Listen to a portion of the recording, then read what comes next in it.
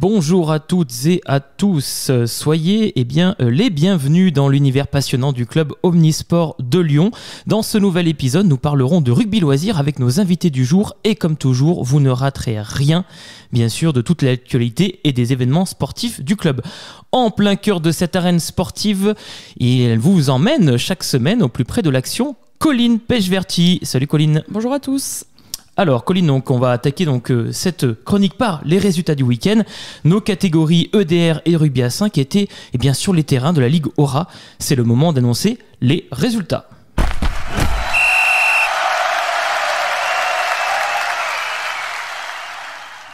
Un très beau tournoi organisé par le Loup à Gerland pour nos catégories U6 et U8 qui ont respectivement aligné 2 et 3 équipes.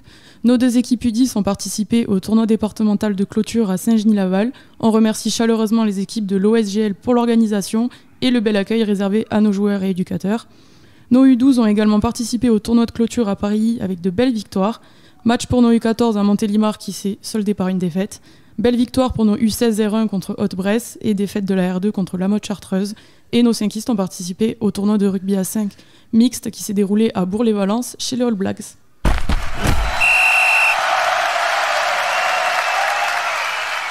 Merci Colline. À noter que notre école de rugby sera présente à Saint-Genis-Laval le samedi 25 mai pour participer à la 19e édition du tournoi Paul-Éric organisé par l'OSGL en mémoire à un ancien joueur et éducateur du club.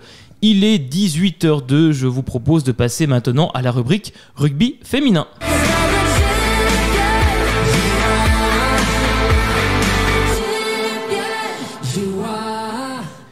Et ce week-end, Colline, il y a eu un riche programme sportif pour les sections féminines de rugby avec notamment l'équipe de France à 7 au tournoi de Hong Kong.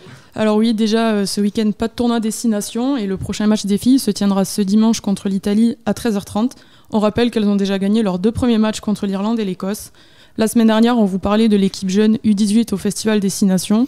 Elles ont remporté leur dernier match contre l'Angleterre 46-21 et terminent donc invaincues de ce festival. Toujours en parlant des résultats de nos équipes féminines, comme tu l'as dit, notre équipe de France féminine à 7 termine 4e du tournoi de Hong Kong après une défaite contre l'Australie, mais elle s'assure une qualification pour le tournoi qui se déroulera à Madrid, dernière étape avant les Jeux Olympiques de cet été. Et enfin, ça a été annoncé il y a 4 jours par la Ligue nationale de rugby et la Fédération française, le tournoi In Extenso Super 7 aura droit à sa version féminine pour la prochaine saison 2024. Beaucoup d'actualités pour cette édition, mais c'est important de souligner tout ce qui est mis en place pour mettre en lumière ce sport auprès du public féminin comme masculin. La première édition se tiendra à Pau fin août, et cette nouvelle compétition est une vitrine pour les talents féminins contribuant à élever le niveau de jeu et à enrichir le rugby et sa mixité.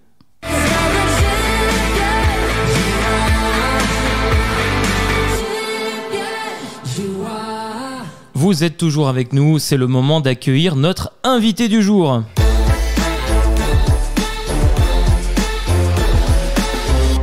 Aujourd'hui, nous allons vous parler d'une toute nouvelle équipe qui fait vibrer les passionnés du rugby local, l'équipe de loisirs La Mauvaise Pente. Mais avant d'accueillir notre invité du jour, je vous propose d'écouter ensemble l'interview des deux, de leurs fondateurs et cofondateurs. Et on se retrouve bien sûr juste après leur interview.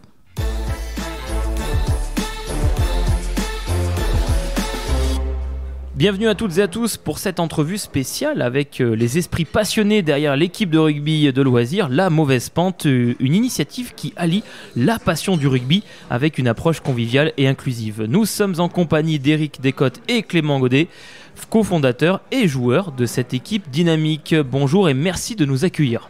Salut à tous. Bonsoir. Alors, qu'est-ce qui vous a inspiré à vous lancer dans la création d'une équipe de loisirs, Éric? Ça remonte à la Toussaint, je pense, il y a un peu plus de 2 ans. Trop de copains autour de moi qui rouillaient. J'ai décidé de leur trouver une activité pour le mercredi soir. Non, je sais pas. Moi, j'ai participé à quelques équipes loisirs comme ça. Et c'est vrai que c'est l'occasion de se retrouver avec des gens et de partager un moment ensemble et pas uniquement à boire des canons. On joue un peu au ballon avant, on court un peu, on se fait du bien ou pas. Et sur l'idée qu'on a lancée, tout de suite ça a accroché là autour de certains. Donc c'était l'occasion de se lancer, quoi. Clément? En fait, tout a commencé On va dire au lendemain du confinement, où on avait loué une maison pour faire la fête avec toute une bande de potes plus ou moins originaires de Clermont, donc des Auvergnats, supporters de l'ASM. Et c'est vrai que le samedi après-midi, durant ce week-end, nous est venue l'idée de lancer un match de rugby. Et on s'est tous fait très mal, jouer sur du gravier, voilà, mais à reprendre quand même énormément de plaisir. Et c'est vrai qu'en revenant de ce week-end-là, on en a commencé à en discuter, notamment avec Eric, et d'autres gars du coin, en se disant mais putain c'est trop con. Pour certains, on avait fait tous du rugby jeune, et nous voilà plutôt trentenaires. Et à se dire, en fait, est-ce qu'on n'aurait pas encore les capacités de pouvoir jouer ce sport magnifique ? Et effectivement, Eric a été le lien avec, on va dire, l'administration et les parents du call rugby. Très bien. Alors d'ailleurs, pourquoi le nom La Mauvaise Pente ? Parce que c'est le nom quand même de l'équipe, La Mauvaise Pente. Alors on s'est rendu compte que cette équipe-là avait déjà existé, ce nom d'équipe avait déjà existé dans les années 90-2000. Ça c'est plutôt Eric qui est l'archiviste. Je vais le laisser en parler. Bon, il n'y a pas que des trentenaires dans l'équipe. Et Mauvaise Pente, pourquoi ? C'est un peu... on discute ce soir, là, on est dans les pentes de la Croix-Rousse. On est chez Charles, là, auprès de mon arbre. C'est beaucoup parti autour de ce noyau-là.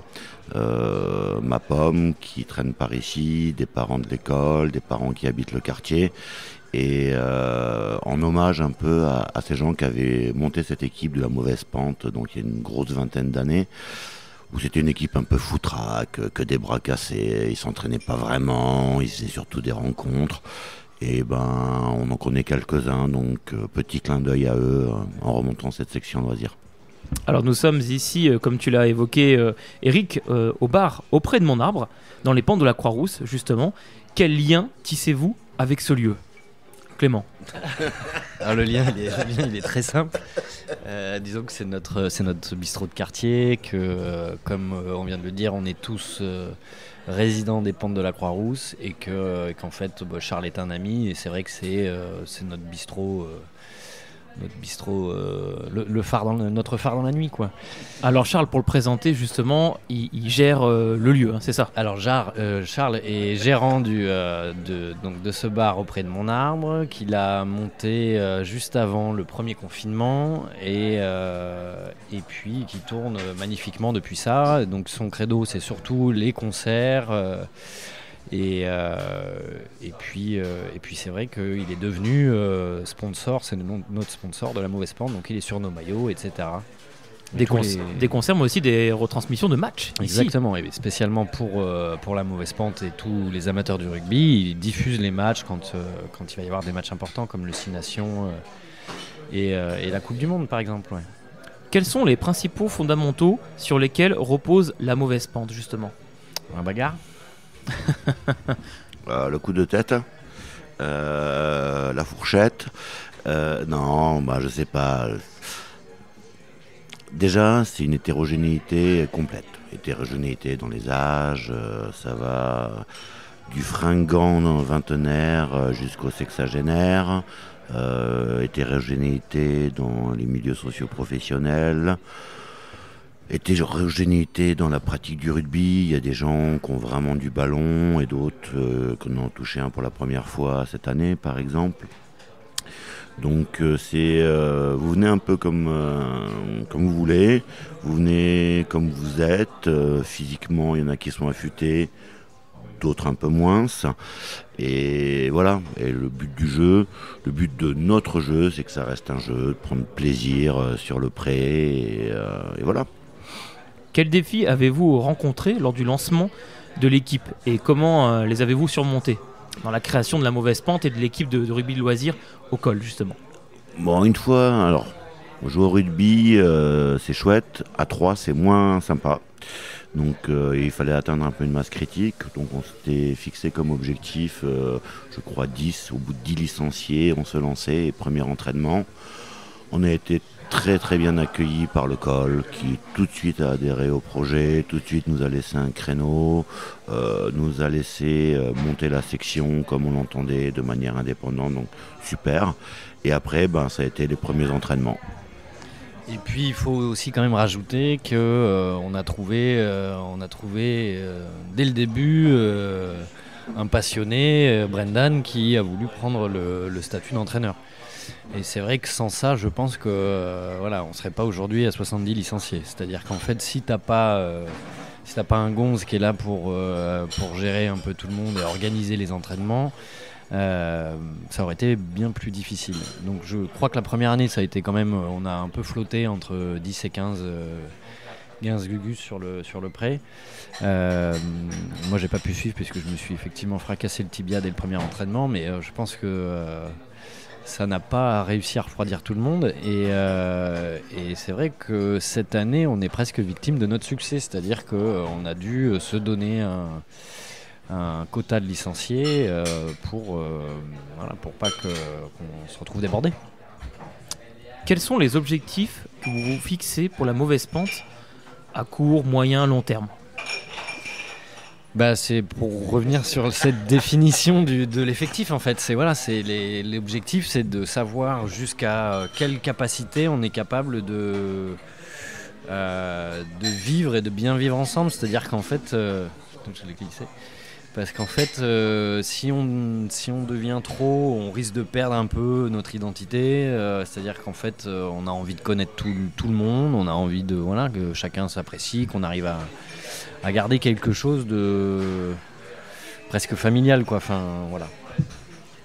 Oui, Eric ? L'objectif à long terme, c'est qu'il y ait un long terme. Je crois que c'est vraiment ça. C'est tout jeune, ça a 2 ans, un petit peu plus de 2 ans. On ne se connaît pas tous encore très bien, donc on a eu à passer de 10 licenciés à 35, à 69. Ce qui est important, c'est que ça se consolide tout ça, puis qu'on continue à se faire plaisir et à se faire plaisir. Et comment voyez-vous l'évolution de la mauvaise pente dans les années à venir ? Avec par exemple des projets annexes, on sait que notamment il y a un projet de tournée à Aoste, c'est confirmé, il y en aura peut-être d'autres dans les prochaines années ? Alors l'international, c'est vraiment important pour nous, mais je parle de la chanson. Non mais voilà, on a des matchs réguliers dans le calendrier dans l'année, on va rencontrer des équipes qui ont le même esprit que nous, on va dire. Donc ça c'est le calendrier un peu fixe de la saison. Et à côté de ça, on essaie de monter des événements plus tournés vers le plaisir une fois de plus. On va croire qu'on est hédoniste, mais un petit peu. Donc on descend en Aoste, en Italie là pour la Pentecôte. J'imagine que cette tournée à l'international, ça va se reproduire les années à venir. Et on prend aussi parti pour des événements festifs dans le cadre du col aussi, donner la main. Si on a pas mal de joueurs qui sont aussi éducateurs à l'école de rugby. Donc je crois que c'est intégrer complètement l'effectif de la mauvaise pente sur l'ensemble des activités du col, en gardant comme ligne de conduite du bonheur, du plaisir. Oui, Clément. Effectivement, cette tournée, elle a pour objectif de fédérer cette équipe-là, parce que on en a besoin en fait. Et on espère tous que ça va très très bien se passer. Et je n'en doute pas, mais en gros c'est ça, c'est un peu comme une classe verte en fin d'année, quoi. On a passé toute la saison ensemble et on a un peu envie de s'offrir ce voyage pour continuer dans ce sens-là. C'est vrai que c'est du loisir, donc c'est-à-dire que c'est à la carte. Alors les gens viennent comme ils veulent, enfin quand ils veulent. Et donc il y a des mecs qu'on va pas croiser pendant 3 semaines, 1 mois, puis qui vont revenir. Et puis et c'est ça qu'il faut qu'on garde à l'esprit. C'est-à-dire qu'il n'y a pas de championnat, on n'est pas. C'est du rugby détente, même si on est tous ravis de se revoir chaque semaine. La mauvaise pente a aussi des valeurs sociales, éthiques, solidaires, comme par exemple le fait, sur votre maillot, d'ajouter le nom, le logo en fait d'une association chaque année. Donc cette année c'est le foyer Notre-Dame des Sans-Abris. L'an dernier c'était l'association Envie d'un sourire. Vous avez accueilli sur l'un des terrains notamment Sam, un jeune qui est en situation de handicap, qui est licencié chez nous à l'école de rugby. C'est des valeurs en tout cas que vous souhaitez défendre à travers le rugby, à travers la mauvaise pente? Alors, moi je crois que c'est vraiment important ce côté inclusif, c'est ce qu'on disait, il y a une grande hétérogénéité chez nous, mais c'est aussi notre ouverture qui fait qu'on va garder ça. On est vraiment content de voir que on a rejoint un club qui partage aussi ces valeurs-là, qui travaille là-dessus, sur le sport adapté, le rugby inclusif, et c'est des valeurs que bien entendu on va partager. Preuve en est, là, on lutte aussi par exemple contre les discriminations, quelles qu'elles soient. Là-dessus, on rejoint une super formation qui s'appelle Rébellion, avec qui on essaie de monter depuis presque le début de la mauvaise pente certaines choses. On soutient des assos qui partagent, qui défendent des valeurs qui sont les nôtres aussi, et je crois qu'on va garder ça en ligne de fond, parce que c'est une des valeurs qu'on peut tous partager, je pense, à travers le sport. Vous parlez de valeurs, justement, les joueurs, en début de saison, ont signé une charte que vous avez écrite. Est-ce que vous pouvez justement nous en parler de cette charte? C'est quand même propre à la mauvaise pente. Une charte, justement, avec les valeurs prônées par la mauvaise pente, par l'équipe loisir. Oui, alors l'idée c'était d'avoir cette charte pour avoir une trame pour emmener un peu tout le monde dans la même direction. Après, je veux dire, on n'est pas en train de la relire à chaque entraînement. Elle est là de manière anticipative, c'est-à-dire qu'on s'est dit, effectivement, si un jour on se retrouve face à des débordements, à des joueurs qui veulent pas jouer le jeu, qui n'ont pas compris l'esprit de la mauvaise pente, effectivement, elle pourra nous servir un petit peu de bouclier, quoi. Après, on n'a pas encore eu vraiment besoin de s'en servir comme ça. Mais au moins elle est là, et c'est vrai qu'en chaque début de saison, une petite relecture va faire du bien, quoi. Oui, Eric? On n'oublie pas quand même que trop légiférer, c'est déresponsabiliser. Donc souvent, quelques discussions entre gens bien pensants, ça suffit largement à désamorcer pas mal de choses. Bien sûr, mais c'est vrai que c'est quand même, en tout cas, original, et c'est bien de le noter, puisqu'il y a quand même des valeurs qui sont mises dans cette charte, et au moins, le joueur ou la joueuse qui a envie d'intégrer la mauvaise pente, voilà, il y a aussi une charte d'éthique solidaire, voilà, les actions qui sont prônées, et ça, c'est plutôt intéressant, ça ne se fait pas de partout, et au moins, ça permet de savoir si est-ce que nous, on a envie d'être dans un club qui est inclusif, voilà, qui prône les mêmes valeurs que moi, ou non, je vais aller voir un autre club qui n'est. Voilà. Donc ça, c'est plutôt intéressant à mon sens. Bravo en tout cas pour l'initiative. Quels conseils donneriez-vous pour finir à ceux qui envisagent de créer notamment leur propre section de rugby loisir, par exemple? Clément, de franchir le pas. Ouais, très simplement. Lancez-vous, faites-le, parce que c'est une super expérience. En revanche, c'est vrai qu'il faut quand même se structurer. Je le répète, le fait d'avoir un coach qui est assisté, mais c'est quand même un coach en chef. Moi, je trouve ça primordial. Et d'ailleurs, je le salue, Brendan. Merci à toi de me mettre sur la fiche de match. Et puis après, c'est principalement structurel. Après, la mayonnaise, elle prend, forcément. Accrochez-vous si vous voulez trouver un terrain sur Lyon, dans les arrondissements. Les infrastructures sportives, c'est pas toujours facile. Non, puis il faut être suffisamment nombreux. Voilà, nous cette année on se régale, on est 69 licenciés. Et on est au moins la moitié à chaque entraînement, à chaque match. Ça permet d'envisager les choses vraiment sereinement, surtout en approche loisir. Et lancez-vous, entraînez-vous bien, parce que bientôt vous nous aurez comme adversaire. Également, pour revenir sur le structurel, c'est vrai que depuis cette année, on a mis en place un bureau, donc on doit être une dizaine dedans. Et ça permet donc au noyau dur, donc à ceux les éléments de formateurs du club, enfin de cette section, pardon, de pouvoir déléguer certaines tâches. Et c'est vrai que je pense que ça peut être très lourd à porter si on n'est pas épaulé par des coéquipiers, quoi. Et c'est vrai que ça moi je me sens, depuis que j'ai intégré le bureau, je me sens impliqué là-dedans, on se répartit les tâches et c'est d'autant plus agréable. Donc une vision et une détermination qui est collective. Vous avez donc une niveau force et bien pour créer bien plus qu'une simple équipe de rugby. Il faut quand même le reconnaître. Vous avez façonné une communauté, un esprit de camaraderie et une passion partagée pour le sport. Voilà, pour ce sport qui est le rugby, qui est captivant. Merci Eric et Clément de nous avoir reçus ici à l'ANMA. Merci Nico. À bientôt Nico. Merci Eric. Nul doute que cette équipe de la mauvaise pente a de beaux jours devant elle.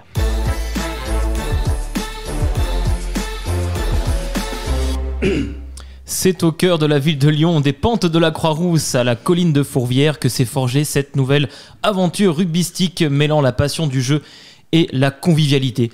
Il est celui qui incarne l'esprit du rugby, la stratégie, le cœur de l'équipe. C'est une figure emblématique qui a façonné la culture et la performance de la mauvaise pente. Nous avons le plaisir d'accueillir au plateau Brendan Waite. Bonsoir Nicolas, bonsoir Colline et bonsoir à tous et à toutes. Brendan, tu entraînes les U12 au sein de l'école de rugby.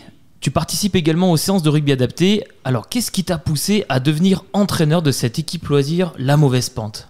Alors, en fait, il faut revenir un petit peu en arrière et que je vous raconte un petit peu ma vie rugbystique à Lyon. Donc, je suis arrivé en 2002. J'arrivais de la région parisienne où j'avais joué en corpo et je cherchais un club pour jouer en corpo et je ne trouvais pas. Et par l'intermédiaire de ma femme qui connaissait quelqu'un au travail qui jouait au rugby, j'ai pointé le bout de mon nez dans un club à Saint-Genis-Laval qui avait une section vétérans. Je les salue d'ailleurs, les 100 génies de l'Oval. Je salue mes frangins et avec qui j'ai joué pendant presque 20 ans. Et donc le rugby vétéran qui est assez dynamique en région lyonnaise et en région même de tout le Rhône,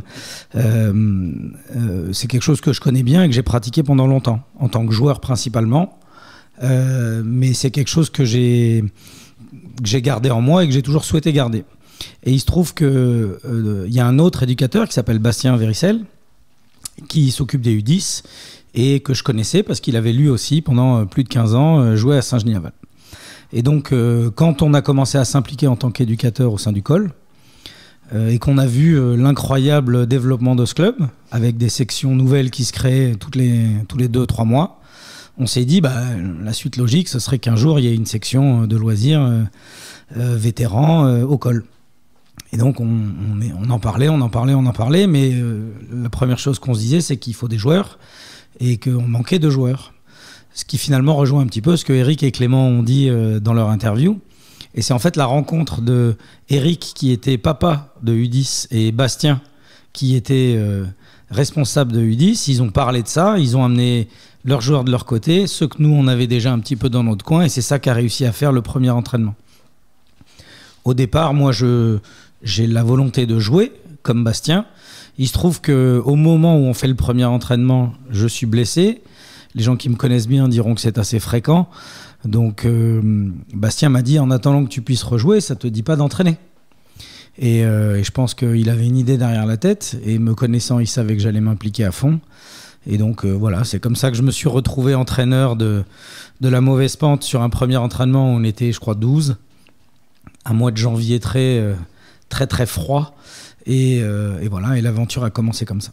est une très belle aventure justement avec maintenant 69 licenciés. On va atteindre les 70 dans très peu de temps. Alors on est en direct là justement sur le Facebook Live, pardon. On a des commentaires. On a Benjamin justement qui nous fait un petit commentaire. Donc très chouette cette émission. Vive la mauvaise pente. Voilà de Benjamin. On a Gérald, trop fort Clément. Voilà. On les salue.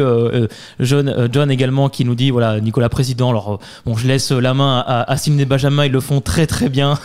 Moi l'animation des web radios ça me suffit largement.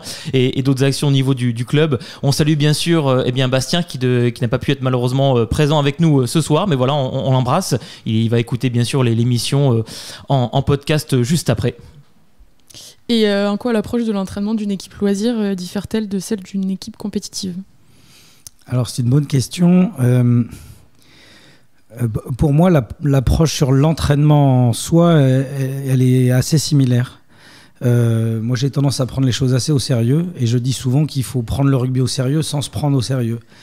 Donc, autant avant et après, on doit garder cet esprit loisir vétéran qui est fait de déconne,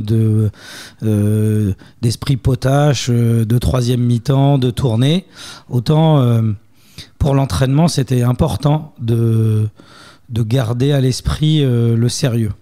Alors, c'était d'autant plus important pour moi qu'on avait des niveaux de rugby qui étaient très hétérogènes. Et j'étais aussi, disons-le, assez inquiet de ça, notamment pour la protection et la sécurité des joueurs qui arrivaient dans le rugby. Le rugby, c'est un sport accidentogène, on le sait. Ça l'est aussi quand on est adulte et quand on vieillit. On n'a pas forcément la forme physique qu'on avait quand on pratiquait en étant junior ou senior. Et le cerveau d'un rugbyman est fait, ou d'une rugbywoman d'ailleurs, est fait de telle manière qu'il a tendance à s'imaginer tout le temps plus costaud et plus solide et plus en forme qu'il ne l'est réellement. Donc c'était important d'être sérieux. Ceci étant dit, il m'arrive très régulièrement de faire exactement les mêmes exercices avec l'équipe loisir que je fais avec mes U12, parce qu'il est toujours bon de revoir les bases et de travailler les fondamentaux. Et par rapport à ce qu'ont évoqué Eric et Clément, quels sont les principaux objectifs que tu t'es fixés pour cette équipe de la mauvaise pente ? Alors, d'un point de vue sportif, le vrai objectif que j'ai au fond de moi, c'est d'avoir une équipe qui soit cohérente et quasiment tout le temps la même, quels que soient les joueurs qui sont sur le terrain. D'avoir un niveau qui soit non plus hétérogène, mais globalement et collectivement homogène. C'est ça qui est le plus important.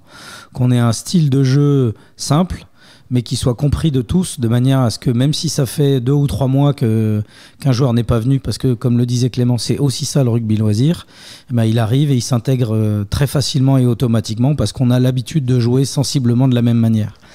Donc je dois avouer qu'on a décidé d'avoir un projet de jeu un peu ambitieux. On a décidé... j'avais déjà réfléchi à ça la saison dernière et cette année avec l'arrivée d'Émile Dutertre qui m'a rejoint pour les entraînements. Émile qui est donc un ancien senior et qui vient d'arrêter, qui a arrêté en fin de saison dernière sa carrière de senior. On a tout de suite adhéré ensemble au fait d'avoir un projet, j'ai envie de dire, ambitieux pour du rugby loisir, mais relativement simple pour du rugby. Et du coup, ça nous a permis de travailler pendant des mois et des mois et des mois une manière de jouer. Et là, ça commence vraiment à porter ses fruits. Aujourd'hui, on se rend compte que, quel que soit l'adversaire en face et quels que soient les joueurs qui viennent et qui s'inscrivent, on joue à peu près de la même manière, avec à peu près les mêmes qualités, le même style de jeu et puis parfois les mêmes défauts. Un sacré projet ambitieux puisqu'on a un transfert, Aaron Smith qui a signé, bien sûr, vous l'avez tous remarqué, c'était bien sûr un poisson d'avril, pour le 1er avril. Mais pourquoi pas, Brendan, tu serais d'accord d'accueillir un joueur international comme Aaron Smith, par exemple, dans le groupe ? Il faudra qu'il gagne sa place, oui. Bien sûr. Parce qu'on ne peut pas sortir comme ça Clément ou de la feuille de match. Exactement, je suis bien d'accord. C'est pas facile de détrôner Clément, mais en tout cas, il trouvera du plaisir. Aaron, si tu nous écoutes, tu es le bienvenu. Bienvenue. Ça a fait beaucoup de bruit dans le Landerneau du rugby loisir. Beaucoup de gens sont venus m'en parler en rigolant. Et c'est super, parce qu'en plus, on avait mentionné que derrière, il y avait Joe Marler qui arrivait avec Grégory Aldrich également. Donc voilà. Et mon départ pour l'équipe d'Irlande. C'est vrai, en effet, tout à fait. Donc tu voyages entre Dublin et Lyon. C'est ça. Comment tu maintiens la motivation des joueurs tout en gardant l'aspect ludique du rugby loisir ? Eh bien, je pense que c'est un mélange d'exigences sur l'entraînement qui fait que tout le monde doit progresser, tout le monde doit avoir envie de progresser et faire l'effort de progresser. Et puis aussi, franchement, d'avoir un esprit de déconne, quoi. Ça reste quand même le cœur du rugby loisir. Le fait qu'on partage on partage un petit bout à manger le mercredi après les entraînements, on échange devant une bière, ceux qui veulent rester restent. En fait, ce que je disais en introduction avec Bastien, on a 20 ans de rugby vétéran et ça a vraiment changé notre vie et notre manière d'aborder le rugby, et on voulait absolument insuffler ça dans le rugby vétéran du Col. Et donc on est extrêmement regardant et pointilleux sur les grandes valeurs qui sont représentées par la plupart des équipes qu'on croise, qui sont les adhérents de l'UFAR, le rugby vétéran d'il y a 20 ans, qui aujourd'hui est devenu le rugby loisir. Et c'est quelque chose qui ne se fait pas automatiquement et naturellement. Il faut y travailler en fait. Et Bastien et moi, on était extrêmement pointilleux là-dessus. On a été rejoints au sein du bureau par toute une équipe qui partageait cette obsession. Et en fait, tout le monde diffuse ça. Le fait d'avoir toute cette équipe-là. En gros, on a 10 personnes sur les 60 qui sont extrêmement vigilants là-dessus. Donc, à la fois sur l'état d'esprit sur le terrain, sur le fait de ne pas râler quand quelqu'un loupe une action, le fait de se motiver entre nous quand il y en a un qui a plus envie d'y aller. La question est intéressante parce que c'est vraiment un équilibre qui est très fragile. C'est un mixte qui n'est pas évident. Pour l'instant, je trouve qu'on a bien réussi, particulièrement cette année, où c'était un gros challenge vu le nombre de joueurs qu'on avait. Oui. C'est vrai qu'il y a une bonne cohésion et une très belle convivialité au sein de l'effectif. Du coup, ça se voit, ça s'entend même sur les réseaux, puisqu'on a Gérald qui commente Joe ne vient pas, avec des pleurs. Il est triste parce que c'est vrai que Gérald avait hâte que Joe Marler vienne dans l'effectif. Et on a aussi un petit mot pour toi, j'en profite aussi. Brendan, Emily, t'accompagne. J'adore ce coach. Oui, nous aussi on l'adore.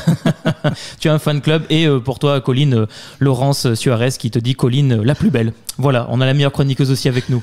Ouais, je fais une petite parenthèse. Moi, c'est bien parce que allez-y, commentez le direct. On est là justement pour donner vos commentaires en direct auprès des invités.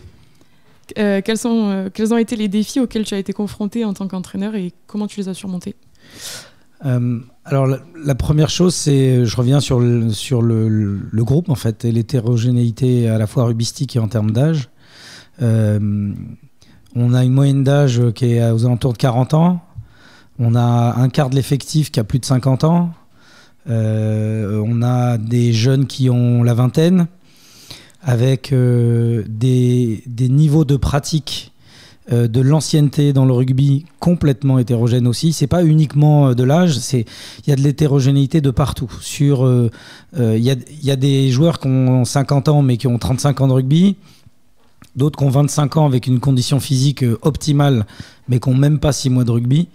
Donc c'est le plus gros challenge pour moi, il était là. Il était sur le fait d'amener tout le monde en sécurité, d'intéresser ceux qui ont beaucoup de rugby en acceptant l'idée qu'ils allaient devoir, sur certains entraînements, réapprendre des bases parce qu'il fallait absolument qu'on amène à leur capacité des nouveaux joueurs. D'ailleurs, je les salue et je les félicite parce qu'ils ont été moteurs et ils ont été vraiment un peu comme des grands frères de rugby pour accompagner les nouveaux joueurs. Donc voilà, le plus gros challenge, il était là. Le second, c'est le nombre. On sait par expérience que pour avoir une équipe de loisirs vétérans qui tourne bien, il faut entre 50 et 60 licenciés. Sinon, on a du mal à avoir assez de monde aux entraînements et aux matchs. Nous, on a explosé ce chiffre-là puisqu'on est quasiment à 70. Et en plus de ça, on a un phénomène, c'est qu'on a des joueurs qui viennent aux entraînements et qui sont très nombreux au match. Donc ça, c'est mon deuxième problème, c'est de me retrouver à gérer des matchs avec plus de 30 licenciés qui sont présents. Et je veux féliciter et remercier l'équipe parce que ma crainte, c'était que ça crée de la frustration de certains joueurs qui ne jouent finalement que la moitié d'un match. Et puis en fait, tout le monde joue le jeu, tout le monde est cool, tout le monde est... voilà, c'est pas évident à coacher, mais c'est très évident de coacher cette équipe. Voilà, ils ont un niveau d'écoute, de bienveillance, de gentillesse entre eux et avec moi qui est sans égal. Donc j'ai eu des messages sympathiques envers moi, mais je veux aussi leur renvoyer. Si j'avais pas des gens qui adhèrent et à qui il faut expliquer les choses 50 fois, ce serait difficile. Là, quoi que j'explique, dans la seconde qui suit, c'est mis en pratique, c'est mis en application. On a un groupe qui est hyper sympa. Tout le monde s'entend très bien et c'est un bonheur et un plaisir et une facilité de les entraîner qui est sans pareil. Alors cette équipe de la mauvaise pente, elle se limite pas au terrain, elle incarne également des valeurs de solidarité et d'engagement, des actions caritatives, des partenariats avec des associations locales comme Envie d'un sourire ou le foyer Notre-Dame des Sans-Abris. Autant d'initiatives qui font que cette équipe est bien plus qu'un simple groupe de joueurs Quel rôle joue le rugby loisir dans la communauté locale et quel impact a-t-il sur les participants ? Alors ça, c'était dès le départ, dès le lancement de la mauvaise pente. On parlait déjà de ça, on parlait déjà d'avoir un rôle social, d'accueillir tout le monde, d'être ouvert à tout type de rugby. On va citer quelques exemples. Eric a parlé de nos relations assez proches avec une équipe qui s'appelle les Rebellions, qui est une équipe qui ouvre le rugby à toutes sortes de pratiquants, toutes formes de pratiquants. On a aussi l'année dernière accueilli une fille qui voulait jouer au rugby loisir et qui trouvait personne qui l'acceptait. Et nous, on lui a dit la porte est ouverte, tu viens quand tu veux. On l'a refait d'ailleurs cette année. 2 jeunes filles qui voulaient chercher, qui étaient là pour un stage quelque temps. Elles sont venues faire un entraînement avec nous. Elles ont trouvé depuis d'autres équipes. Mais voilà. Et puis le rôle social, bien entendu, on est un certain nombre de membres de cette équipe à avoir des investissements associatifs assez importants. Et donc c'est tout naturellement qu'on a cette fibre-là. Et qui nous a permis de dire l'année dernière qu'on souhaitait, dès le départ, mettre en avant une association. On a continué cette année. Je pense que si on est honnête, on a tous le souhait d'aller beaucoup plus loin que ça. Parce que représenter une association, faire parler d'une association en l'ayant sur notre maillot, c'est une bonne chose. Mais nous, on a tous envie d'aller plus loin. Et je pense qu'on a besoin aussi de faire des actions auprès de ces associations, auprès du public, du public de ces associations, pour aider un peu plus. Parfois on manque un peu de temps et d'organisation, mais en tout cas c'est quelque chose qui restera, je pense, ancré dans la mauvaise pente. Et puis les années prochaines et les saisons prochaines, on essaiera d'en faire encore plus. Peux-tu nous parler d'une victoire ou d'un moment particulièrement mémorable pour ton équipe ? Alors, je ne sais pas si c'est un moment mémorable pour l'équipe, mais c'est certainement un moment mémorable pour moi. Je t'ai parlé tout à l'heure du fait que j'ai fait 20 ans de rugby vétéran à Saint-Genis-Laval. Et quand mes frères de Saint-Genis ont appris qu'on montait une équipe avec Bastien et que je l'entraînais, assez rapidement, ils ont commencé à m'appeler en me disant « il faut qu'on joue ensemble, il faut qu'on joue ensemble ». Et moi, je connaissais le niveau de l'équipe de Saint-Genis, donc pour moi, pendant très longtemps, notre équipe n'était pas prête. On avait un niveau hétérogène, comme je le disais, qui était trop dangereux. Et puis même, j'avais pas envie que le premier match soit un match compliqué. Donc j'ai repoussé le fait de jouer contre eux. Et il se trouve que cette année aussi, ils m'avaient appelé. On en avait discuté avec Richard, qui est mon copain qui organise les matchs de Saint-Genis. Et puis je lui avais dit non, c'est trop tôt, c'est trop tôt. Mais le hasard fait bien les choses. Et cette année, on s'est inscrit au tournoi de l'UFAR. Donc un tournoi régional qui est organisé par l'UFAR, l'Union française des anciens du rugby. Et en fait, c'est un tournoi des plus de 35 ans. Et il se trouve que Saint-Genis y était, nous aussi. On n'était pas dans la même poule. Mais comme on a fini au même classement le matin, chacun dans notre poule, on s'est retrouvés pour notre match de classement. Et on a joué contre Saint-Genis. J'ai même eu la chance de ne pas être blessé à ce moment-là, donc j'ai pu mettre mes crampons et jouer un petit bout du match. Et ce fut une victoire sans appel de la mauvaise pente. Donc c'est effectivement un moment que j'attendais et un moment extrêmement appréciable et positif. J'espère que mes copains de Saint-Genis m'en voudront pas. Peut-être que si on jouait avec les moins de 35 en plus, on gagnerait pas, j'en sais rien. Mais en tout cas, plus de 35 à l'UFAR, on a gagné et assez largement. Et ça m'a coûté un peu cher en piché et en tournée auprès des copains de la mauvaise pente après, mais avec un sourire incroyable. Quel conseil donnerais-tu à ceux qui envisagent de rejoindre une équipe de rugby loisir pour la première fois ? Tu parles de joueurs là ? Oui. Ouais. Il faut essayer. Il faut essayer. Clairement, il faut essayer. Le rugby loisir, c'est quelque chose, c'est assez particulier. On se dit tous. Alors quand on est un peu vieux, on se dit c'est trop tard, je vais me blesser, etc. Alors oui, c'est vrai, le rugby, on se blesse et on a des blessés, ça arrive. Mais quand on n'est pas blessé et qu'on arrive à jouer, on retrouve en fait tout ce qui est beau dans ce sport. Voilà. Aujourd'hui, il n'y a pas d'autre endroit, je trouve, que le rugby loisir pour apprécier avec autant de détente et de sérénité et de bonheur pur que le rugby loisir. Ça enlève tout l'esprit de compétition, ça met juste le sérieux du match. L'esprit de compétition, on va l'avoir par exemple juste le temps d'un match quand on va faire une tournée. Et puis il y a des équipes qui sont un peu trop compétitives, ne nous voilons pas la face. Mais en fait, comme on choisit contre qui on joue, il suffit en début d'année de choisir des équipes qui ont un bon état d'esprit. Donc nous, à la Mauvaise Pente, tout se passe toujours bien. C'est un bonheur absolu. Donc il faut absolument y aller. Et puis un des conseils que je donnerais, c'est de se renseigner auprès de la Ligue et puis de l'UFAR, puisque l'UFAR a un site web qui est très bien fait, où il y a recensé tous les clubs de loisirs et vétérans de France. Donc si vous nous écoutez et que vous n'êtes pas dans le Rhône, vous pouvez même aller trouver un club de rugby loisirs dans votre région. Il y a les coordonnées, les contacts. Nous, on en a eu, je crois, si je dis pas de bêtises, quasiment une dizaine cette année qui sont venus toquer à notre porte via cet intermédiaire. Et puis il ne faut pas avoir peur, même si vous n'avez jamais joué au rugby et que vous adorez ça. Un autre exemple, on a, je pense, une bonne quinzaine de joueurs dans notre équipe qui étaient de simples parents, qui n'avaient jamais joué au rugby de leur vie et qui ont mis leurs enfants au col. Et puis à force de trouver ça génial, de trouver l'ambiance sympathique et de se faire un petit peu draguer sur les bords des terrains par des joueurs de la Mauvaise Pente, ils ont franchi le pas. Et je pense qu'ils ne le regrettent pas parce qu'ils apprennent un sport et puis ils se marrent. Voilà, on se marre. Et merci Brendan pour cet échange. Avec plaisir.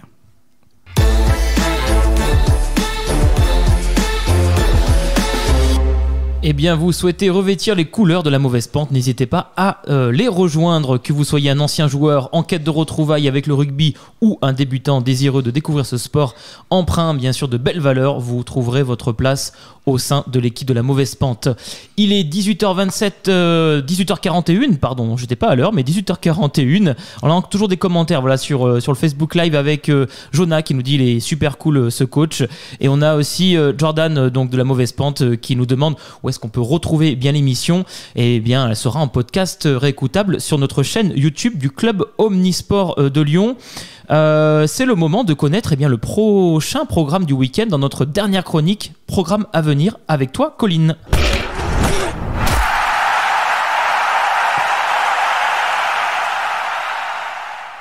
Alors, vacances scolaires oblige, repos pour nos sections de l'école de rugby ces 2 prochains week-ends. Les prochains rendez-vous, donc tournoi à Meximieux le samedi 27 avril pour nos U14, le tournoi à Tullin le samedi 4 mai pour nos U8 et U12, le tournoi à Issoire les 18 et 19 mai pour nos U10, et ce samedi 13 avril, nos U16 se rendent au Pays de Gex pour la R1, et la R2 sera opposée à l'US de Pont-Jarry.